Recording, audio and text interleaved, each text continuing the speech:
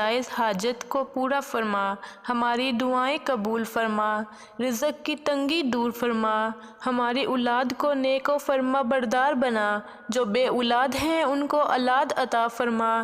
یا اللہ ہمیں ہدایت دے، بیماری دور فرما، بندوں کی محتاج سے بچا، میاں بیوی کے درمیان محبت پیدا فرما، رشتوں میں خلوص پیدا فرما، ایک دوسرے کے لیے قربانی کا جذبہ پیدا فرما۔ یا اللہ ہمارے دل غنی کر دے، غریبوں مساکین کے لیے ہمدردی پیدا فرما، مدد کرنے کا جذبہ پیدا فرما۔ یا اللہ جہاں جہاں مسلمان مظلوم ہیں، ظالم ظلم کر رہے ہیں، ان کی مدد فرما، جو تیرے دین کے لیے سچائی سے لڑ رہے ہیں ان کی مدد فرما۔ یا اللہ ہم رمضان کا حق ادا نہیں کر رہے، ہماری ٹوٹی پھوٹی عبادت کو قبول فرما، آمین۔